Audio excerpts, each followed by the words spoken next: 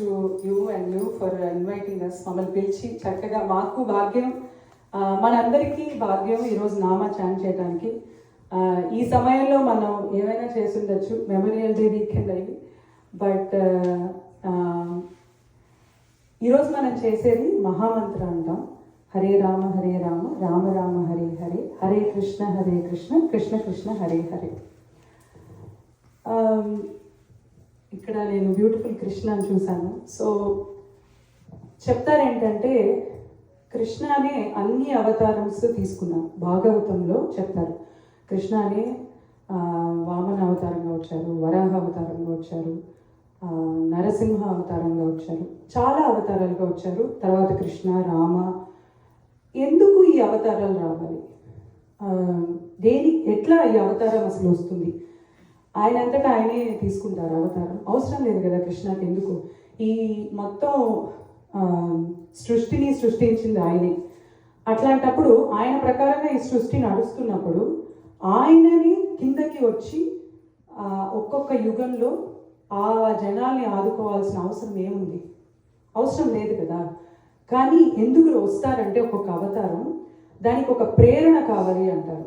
ప్రేరణ అంటే ఎవరో ఒకరిని, ఎవరో ఒక దేవతలు కానీ, మనుషులు కానీ, ఋషులు కానీ, మహాత్మాస్ కానీ ఆయా యుగంలో భగవంతుని ప్రార్థిస్తారు చేసి అక్కడ ఉన్న అన్యాయం కానీ, ఆయా యుగంకి ఉన్న కష్టాలను కానీ వాళ్ళ చేతుల నుంచి చేయి దాటిపోతే ఇంకా భగవంతుడే గతి కదా. అందుకని ఆయన ఒక్కొక్క యుగంలో అట్లా అవతారం తీసుకున్నారు. కానీ కలియుగంలో చాలా అవతారాలు. ఎట్లా చాలా అవతారాలు అంటే కలియుగంలో స్వామి ఎన్నో ఆయన కలియుగంలో వెంకటేశ్వర స్వామిగా వచ్చి అలా స్థిరపడిపోయారు. ఎందుకంటే ఆయన రాముడుగా వచ్చారు, ఎవరు అర్థం చేసుకోలేదు. కృష్ణగా వచ్చారు, ఎవరు అర్థం చేసుకోలేదు. ఇప్పుడు వెంకటేశ్వర స్వామిగా వచ్చి ఆయన తరఫున ఒక ప్రతినిధిగా ఎన్నో మహాత్మాస్ని పంపిస్తూనే ఉన్నారు ఈ కలియుగంలో. వాళ్ళు మనలో లాగా ఒక మనుషులుగా తిరిగి మనలో ఇమిడిపోయి మనకి ఒక దారి చూపిస్తున్నారు. ఎట్లా అంటే ఎలా మనం ఈ జన్మ నుంచి, ఈ సైకిల్ ఆఫ్ బర్త్ నుంచి రావాలి అని. అలా వచ్చిందే ఈ హరే రామ అనే మహామంత్రం. మా గురుజీ ఒక కీర్తనలో చెప్తారు, స్థానము ఏదైనా, స్థితిగతి ఏదైనా, విధిని మార్చగలిగే కీర్తనం పాడరే. అంటే ఏదైనా మీరు ఏ స్థానంలో ఉన్నా ఆర్ మీరు ఏ స్థితిలో ఉన్నా మీ విధినే మార్చేస్తుంది. సో విధిని ఎవరు అసలు ఒక్కొక్క మనుషులకి ఎవరు అట్లా కర్మలాగా వెళ్ళాలి మీ జీవితాన్ని అంటే స్వామియే. అలాంటిది స్వామి ఒక పర్టికులర్గా ఓకే ఇది ఇట్లానే జరగాలి మీ లైఫ్స్లో అని చెప్పినప్పుడు అది ఆయన ఇట్లా విట్నెస్గా చూస్తూ ఉంటారు. కానీ మనకి ఎన్నో కష్టాలు వచ్చినప్పుడు అది ఎట్లా మార్చుకోవాలి అంటే ఇదే విధిని మార్చగలిగే. ఎట్లా అంటే ఇప్పుడు మనకే ఏదైనా కావాలి అని అనుకుంటే ఆ పర్సన్కి మనం కాల్ చేసి పేరు పిలిస్తే ఓకే ఇది అంటేనే వాళ్ళు పలుకుతారు కదా. ఇంతమంది ఉన్నారు, నేను ఒక్కొక్క పర్సన్ని పేరు పెట్టి పిలిస్తేనే వాళ్ళు నాతో చూస్తారు.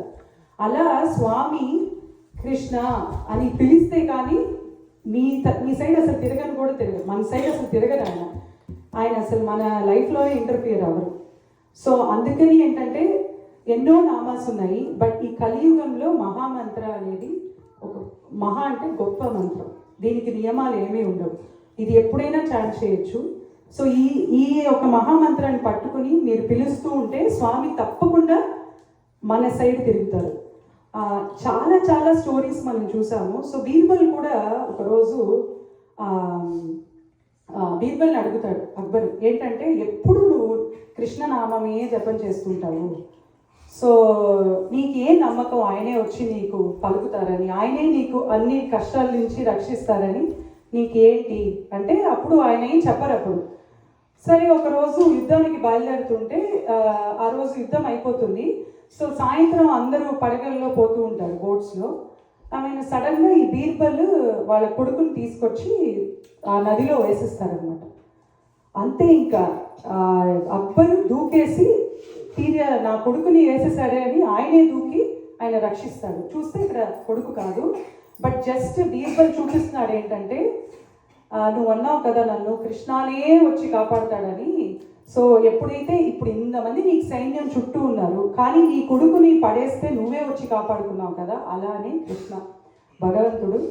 సో మనకి ఎవరు వచ్చి సహాయం చేసినా చేయకపోయినా ఆయన నామాన్ని మనం పట్టుకుని నమ్మకంగా, అదే కదా ఇప్పుడు ఏదైనా ఒక ప్రొసీజర్ అనేది ఉంటుంది, ఒక ప్రాక్టీస్ అనేది ఉంటుంది కదా, సో దేనికైనా సో అదే ఒక నియమంగా పెట్టుకుని మనం ఫెయిత్గా నమ్మకంతో ఎస్ కృష్ణ ఓన్లీ వచ్చి కాపాడుతారు, భగవంతుడు కాపాడుతాడు అని మన ఈ నామాన్ని పట్టుకుని ఎవ్రీడే మీకు వీలైనంత సేపు మినిమం అట్లీస్ట్ ఒక 21 టైమ్స్ ఈ నామా చాంట్ చేస్తూ ఉంటే మీరే మీకు తెలియకుండా మీ లైఫ్లో, అదే నేను చెప్పాను కదా, స్థానం ఏదైనా స్థితిగతి ఏదైనా విధిని మార్చగలిగే మీరే ఆశ్చర్యపోతారు. అరే ఏదో నాకు కొంచెం సమస్యగా ఉంది, కానీ నేను ఈ నామా చేస్తూ ఉంటే ఆ సమస్య మనకి తెలియకుండానే అయిపోతుంది. దానికి ఒక సొల్యూషన్ ఒక మనిషి రూపంలోనో లేకపోతే ఏదో ఒకటి సంథింగ్ ఆ సొల్యూషన్ మనకి తెలుస్తుంది.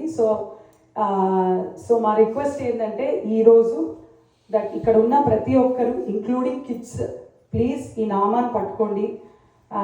ఎవ్రీడే మనకున్న బిజీ స్కెడ్యూల్కి ఇది నేను చెప్పినట్టుగా నియమాలు ఏం లేవు, ఎప్పుడైనా చాంట్ చేయొచ్చు. సో ఈ నామా కంటిన్యూ చేస్తూ మీ లైఫ్ని మనందరం కొనసాగించాలి, మన లైఫ్ అంతా. నెక్స్ట్ 10 minutes సేమ్ మహామంత్రాన్ని చాంట్ చేద్దాం. సో ఈ నామ మహిమాని గుర్తుపెట్టుకుని మనం అదే స్మరణగా ఒక సిన్సియర్గా ఒక 10 minutes మంచిగా నామ చేద్దాం. రాధే రాధే.